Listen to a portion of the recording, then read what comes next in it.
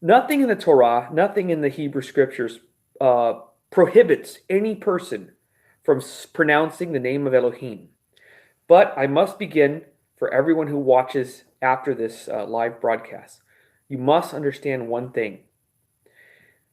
In the Torah, in the Ten Commandments, there is one in the entire Torah, and it's within the Ten Commandments, one unforgivable sin.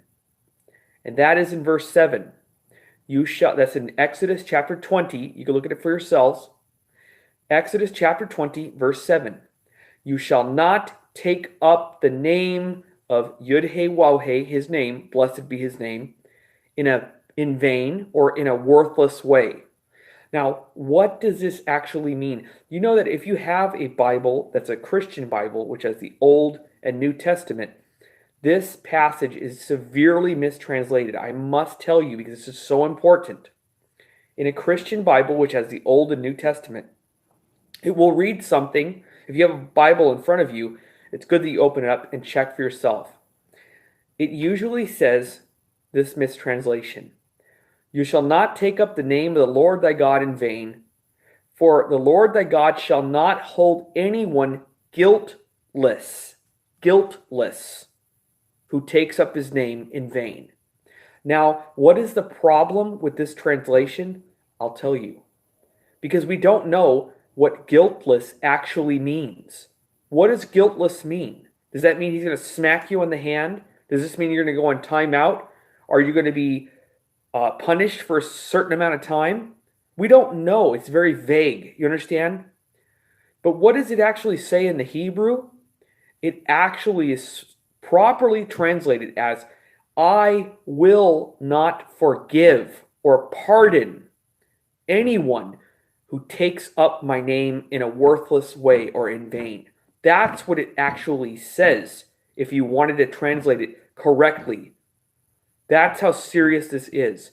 So instead of saying, I will not hold anyone guiltless who takes up my name, he actually says, I will not forgive anyone who takes up my name or brings up my name in a worthless way.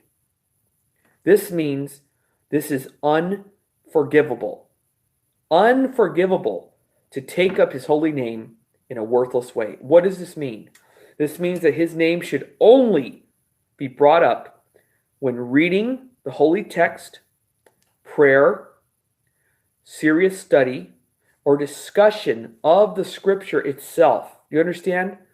Never, ever must his name be brought up in casual conversation, on any Facebook post, on any commentary where someone could take his name and disrespect it. You understand what I'm saying? His name must never, ever be used in any way that can be misused or disrespected. Ever. Because, again, it is an unforgivable sin to take up his name in a worthless way. That is why I mentioned this. Okay, the Mishnah, which is in the Talmudic traditions, confirms that there was no prohibition against pronouncing the name in ancient times, believe it or not. The Pharisaic movement, the Orthodox Jews, Pharisees, were the ones who banned the name of God. Because, listen carefully, this is very important that you understand where this started. This started with the persecution of the Israelites, of the Jews. They were persecuted for speaking the name of Elohim, of God. They were told by Rome, if you speak the name of God, we will assassinate you. We will wipe you out. And you cannot read from your Torah. This is where we get the Torah portions tradition, where they read portions of the Tanakh, the prophets, and the writing, portions of that to match Torah principles, because they were not allowed to read from the Torah. So that's where the whole Torah portion understanding and teaching came from, and the reading of the Torah portions came from the reading of the prophets and the writing, from that persecution. Now, what the Pharisees did was they said, there are certain things that we cannot live without. One of them is Torah. One thing that we can do is because what happened was rabbis continually used the name. Shalom and welcome, military science. Shalom for you. Welcome. Yes, I tried. This is my second live stream, by the way, for you who just joined me. So you didn't miss anything. It's posted on YouTube if you want to watch Daniel chapter 9, the concept of the last live stream. And also I have another one before that. I think it's from yesterday, of Isaiah 53. So you didn't miss anything. It's all there if you want to look at it on YouTube. So I tell everyone, even if you missed the live chat, the study is still in the live chat. We are actually doing studies, so they'll be posted. But you are so welcome here. And again, if you just got here, I have 0 thumbs up. Can you guys please hit the thumbs up? Please. It'll help other people to benefit from this teaching. This is not for me. This is for others to benefit. Okay? Thank you so much, again, everyone. This is not for me. This is for Elohim, for our God, our Abba. Okay? Please hit that thumbs up. Now, we are talking about the name of God. The name of God. We just went over that it all started from the Pharisees, the Orthodox Jews, who were persecuted by the Romans to not speak the name of God. They were murdered, assassinated by the Romans. They said, you are not to speak the name of God. We even have stories in the Talmud of rabbis who pronounced the name who were literally murdered. One was wrapped with a Torah scroll and set afire for speaking the name of God. So what happened is, long story short, they said, you know what? We can live without speaking the name of God until this ends. So what happened was they started saying Adonai, the Lord, or Master. And then they also use Hashem, which is Ha, the, Shem, the name. This what happened because of persecution. Later on, this turned into tradition. Well, when the threat was over, people started saying, well, let's bring it back. So what happened was we have a lot of arguments where some of the rabbis said, wait a minute, if you write down his name on a piece of paper, what if somebody crinkles up the paper and throws it in a pile of trash? You will be defaming the holy name of God. This is one of many examples that they would try to use, which is true. You don't ever want to write down his name and accidentally do something. But this is little things like this that would be pointed out to say, no, you can't write the name down again. We got to be careful when we use it. So it continually became tradition to just say Adonai and Hashem and only use the name in holy days and holy times of prayer and so forth. And then later on, through time, it became sort of a superstition where the rabbis would actually write down, anyone who pronounces the name as it is written has no place in the world to come. Now this is where we went way off the rails. Way off the rails. This is where it became contrary to the Torah itself. And it wasn't because of persecution. It went from persecution to tradition to superstition, an invention that anyone who speaks the name will not have a part in the world to come. This is not at all scripture. The name was never forgotten. Here's another fact. The name was never, ever lost. Anybody who's watching who has heard this, and I know it's something popular, that the name was lost, and no one truly knows what the name is. This is absolutely false. The Pharisees, Orthodox Jews, have always known the name of Elohim. Karaites have always known the name of Elohim. The Samaritan Israelites who never left Israel, never went into exile, ever, know the name of God and never forgot it. The Ethiopians know the name, the African Lemba Jews, the Yemenites, so on and so forth. All of us agree that the name has never, ever been lost, as well as we all agree on what or how to pronounce the name of God. We all agree by its meaning. You see? Now, for those who just joined us, I will repeat that there is only one unforgivable sin. Don't you ever forget this. Exodus chapter 20, verse 7.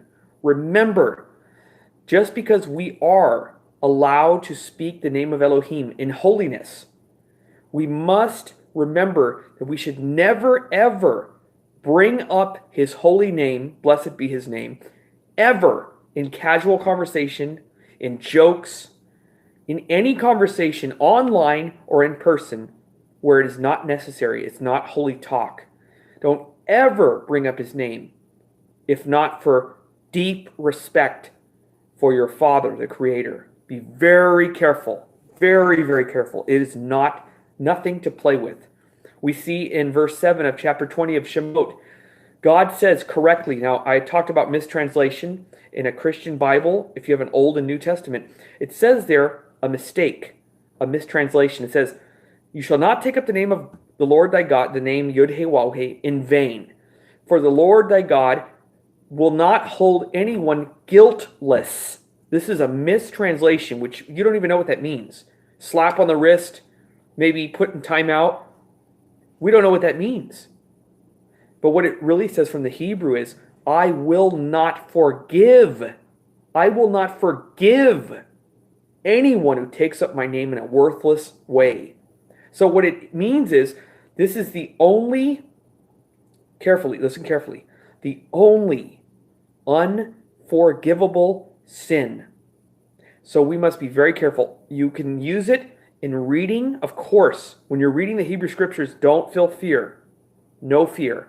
Studying, do not feel fear to say the name of God. When you're speaking to others about the Word of God, feel free, okay? In prayers, in things of holiness, it is always allowed. There is no fear, okay? The only thing we must be careful is to guard his name from the rest, again, the others who will blaspheme his name. You put his name online, or you say his name to someone who has no respect, they'll disrespect the name and say something blasphemous. And you will be held responsible for bringing up his name or sharing his name with someone you didn't really trust in or confide in that wouldn't misuse his name. So therefore, we must be very, very cautious. Big Lee, I appreciate you. You are so, shalom and welcome to you. I appreciate you. I want to tell you that. I appreciate you and everything that you are, for you being here. I appreciate all of you. Military Science, you know I love you here. All of you guys are so welcome here, and I care about you. Joshua Creasy, you're so welcome here as well. All of you. Flat Earth Boxer, all of you. You guys are the reason why I'm doing this. You know, for Elohim's glory, of course. But you all make it all worth it. Unforgivable sin. That's right, Military Science. That's what I'm trying to make the point. It is the only, listen carefully, everyone. There's only one.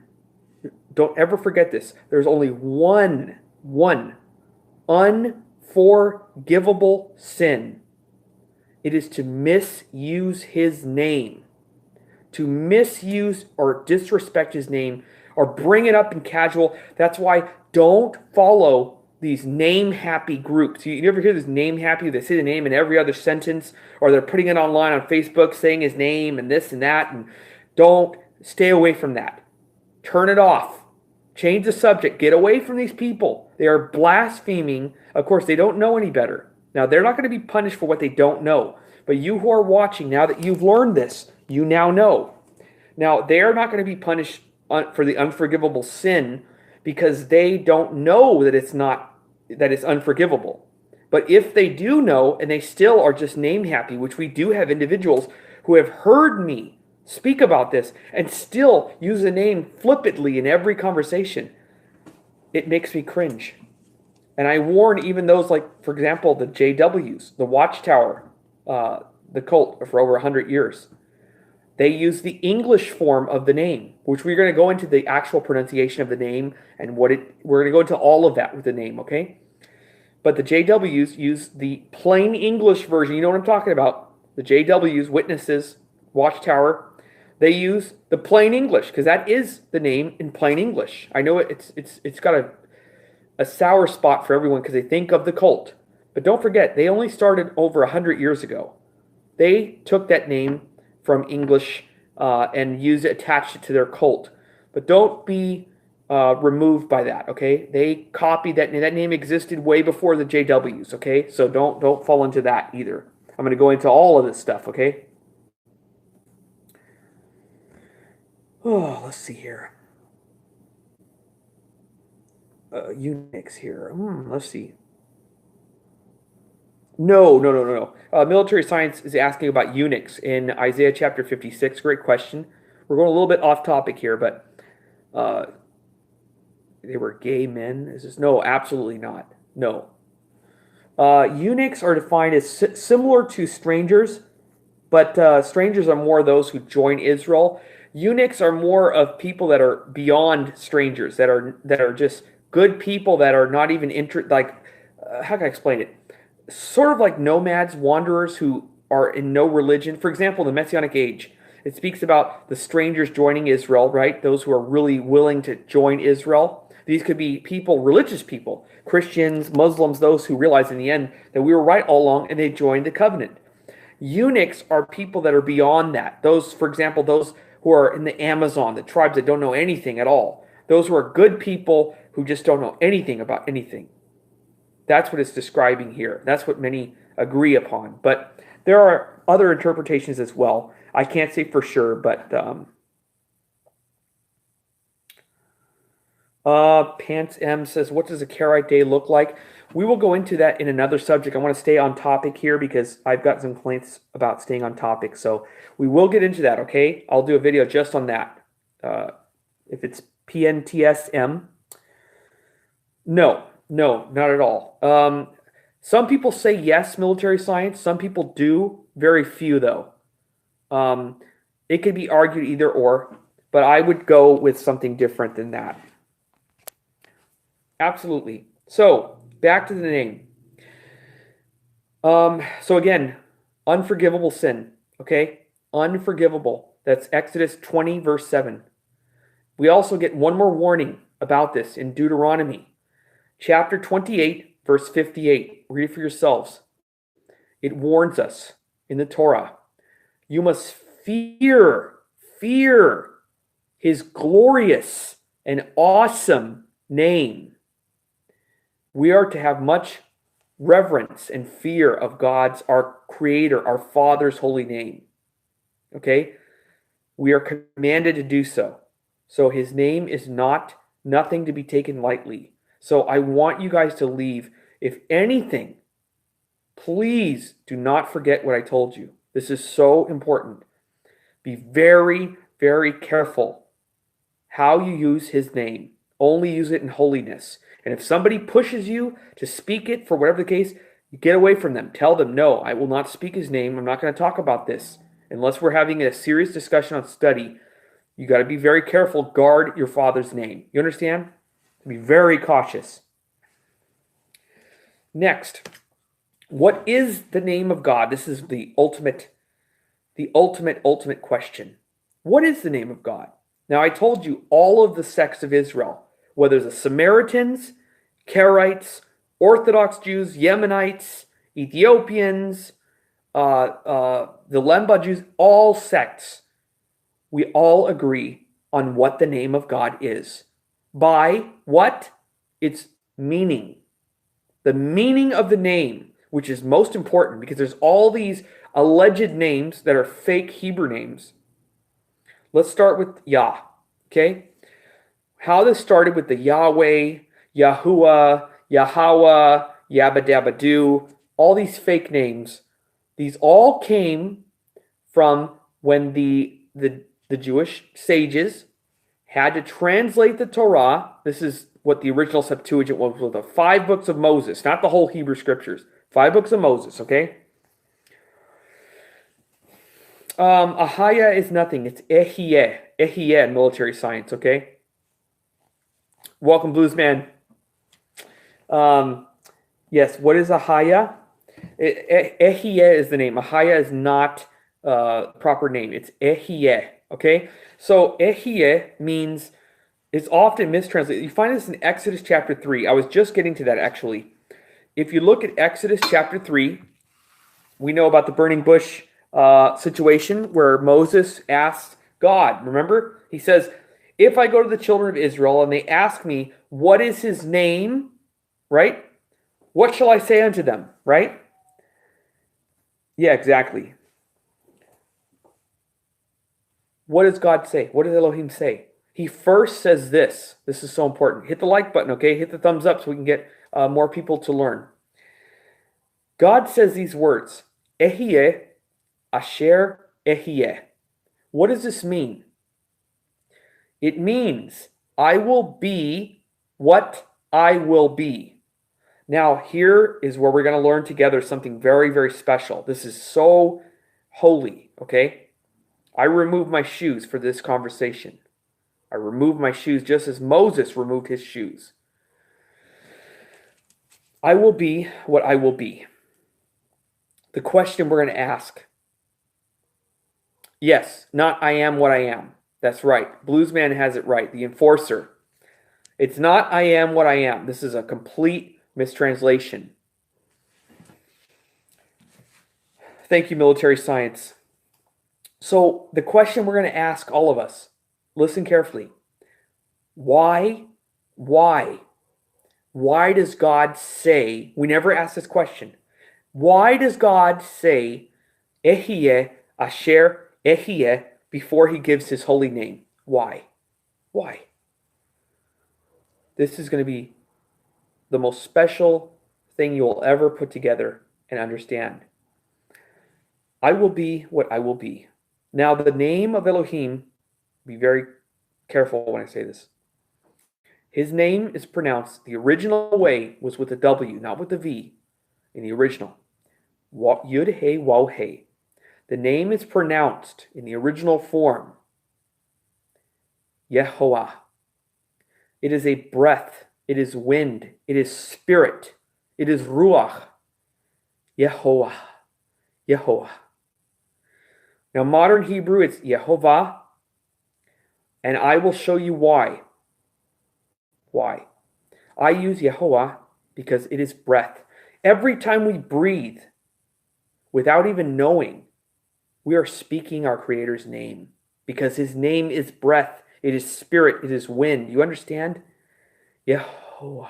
Every time we breathe, the name of Elohim is coming out of every breath as he breathed his spirit into the first human being. Do you understand what this means? You understand? His name is life. It is breath.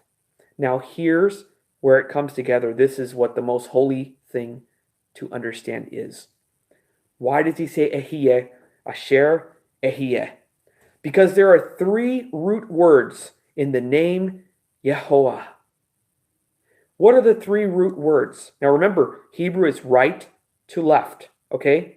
So you're going to hear with your ears the name of, blessed be his name, Yehovah, within these three root words. If you listen carefully, listen to this. The first root word is Hayah, which is Yehoah, Hayah. That's the first word. Yehovah. Yehyeh, Yehoah. Yehyeh is similar to Ehyeh.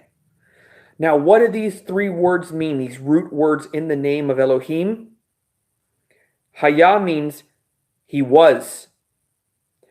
Yehovah, he is. Yehyeh, he will be. Ehyeh asher ehyeh, I will be what I will be. And his name means Hayah, he was. Yehovah, he is. Yehyeh, he will be. The eternal one. That's what his name means. He was, he is, and he will be. That is why he says, I will be what I will be. He's trying to tell you, I'm trying to tell you something, my son, my daughter. I will be what I will be. Well, why are you saying this? Because my name means he was, he is, and he will be. The eternal one. He is timeless. He is infinite. Yehovah. Blessed be his name. So there you have it. Now I will tell you this. All the other fake names, which came from the misunderstanding, because what the rabbis did not remove was the name, title, Yah, which is a name, but it's a short form for the full name of Yehovah. How do I say this? Right? The Yud is the beginning of the name Yehovah, blessed be his name. And then and you have a breath. Yah. Yah is a short poetic form of the full actual personal name of God, Yehovah. He was, he is, and he will be. The eternal one. And this is why Orthodox Jews, Karaites, Samaritans, Yemenites, and all other sects of real Israel all agree that his name is Yehoah or Yehovah, or in plain English, Jehovah, because of the meaning of the name. Now, you know what it means now. The eternal one, timeless and infinite. He had no beginning, and he has no ending. Now, think about this.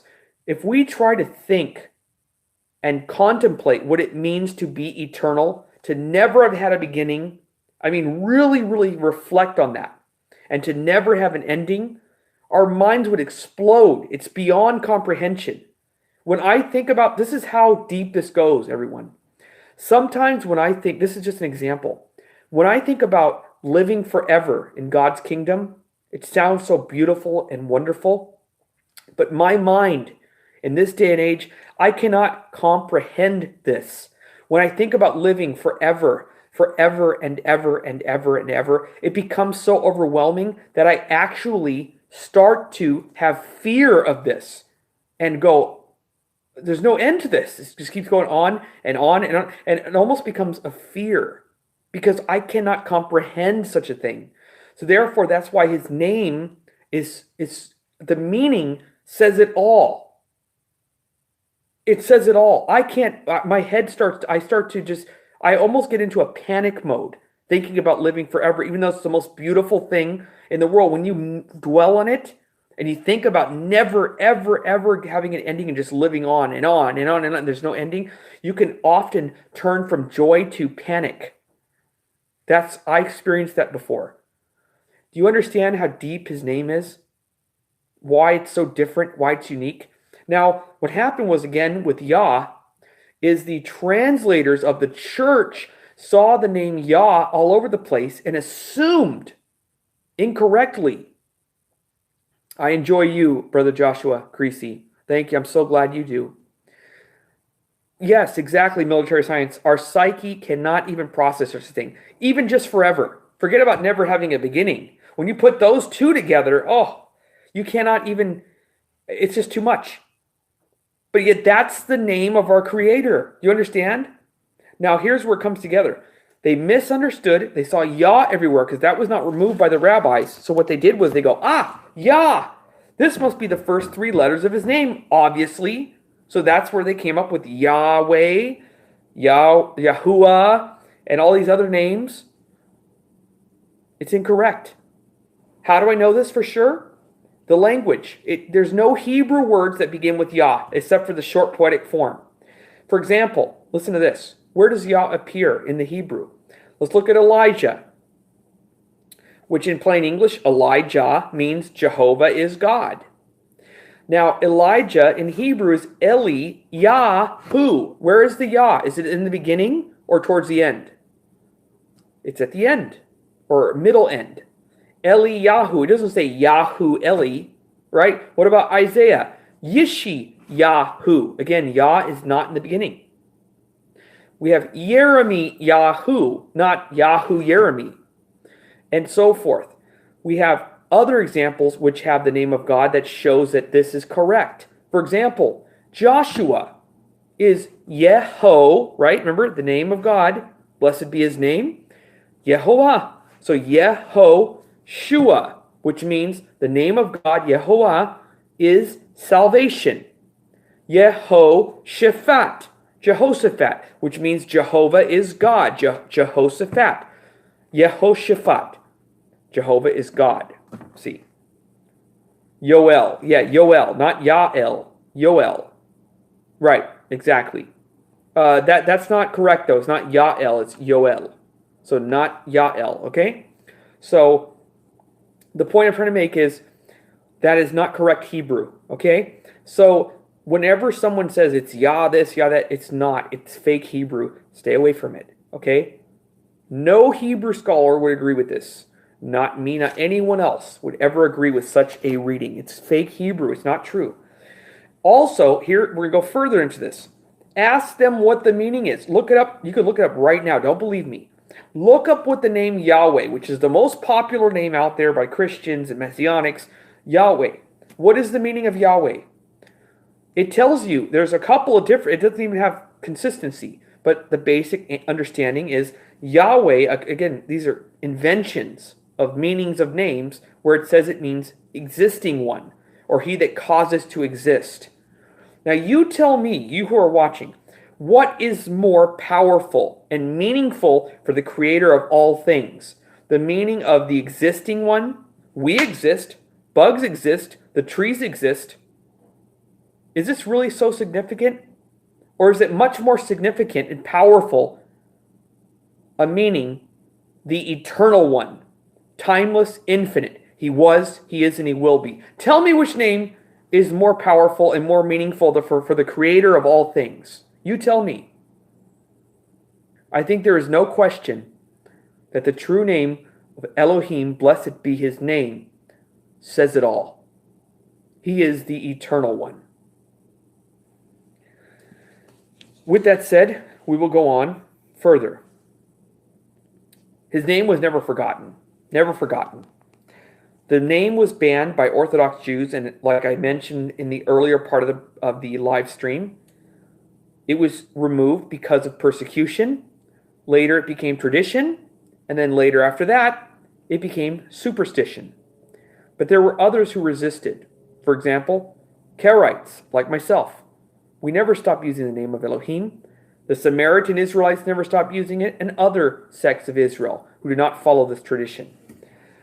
The name was not lost. It was never lost. It was always known by the meaning of its name, even by Orthodox Jews who did not use it. They still knew how it was pronounced and how you know by the meaning of the name, which is he was, he is, and he will be, connected in Exodus chapter 3. So there's your answer there. So anybody who says the name was lost doesn't know what they're talking about. It was never lost, ever.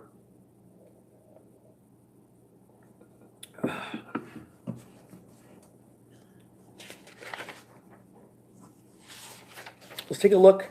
I'm going to see if anybody has any questions. God of War. Let's see here.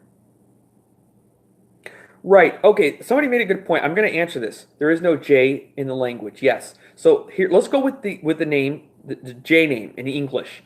Jehovah. People argue. You're going to hear this argument all the time too. Jehovah was an invented name in the 1300s by a Catholic monk. Now, this is where you debunk this nonsense, okay? Yes, the name in plain English today is Jehovah. This is 100% correct. And it's 100% correct way of speaking the name in English. We speak English here, like we say Elijah. If you don't like the letter J, don't say Jews, don't say Jerusalem, just to get rid of the whole alphabet and learn Hebrew. Don't play games with English and Hebrew, okay? We speak English in the United States, and the name of God in plain English is Jehovah. Now, what about before Jehovah? Now, they use that argument, right? What was the name of God before Jehovah? This is what nobody talks about. They always talk about 1300. I said, do you know the history of this? Well, you're going to learn the history right now. Before the name, now, anybody here watch Indiana Jones? Did you watch Indiana Jones? The Last Crusade? The one with Sean Connery? Anyone? Well, anyways, in that movie, Steven Spielberg, who is a Jew, knows the history as well. And he knows the background. Yes? Good. We have somebody that actually watched it. I watched it. I love that movie. In the movie, he steps on the letters of God, and he tries to step on the J. And he falls through. Why is this? Because before the letter J, what was the letter? You all know what I'm talking about. It was an I. Yehovah. Yehovah, before the Jehovah name was created, so to speak, it was Yehovah. And what was the name before Yehovah with an I? It was Yehovah with a U-A-H. I-E-H-O-U-A-H. Just like in the Hebrew, surprisingly. Yehovah was the original in Hebrew, the original language. Yehovah in modern Hebrew, and Jehovah in plain English. There you have it. Real simple. So don't believe the mumbo-jumbo online from the Google scholars. Believe the people. Believe the people. I'm telling you straight.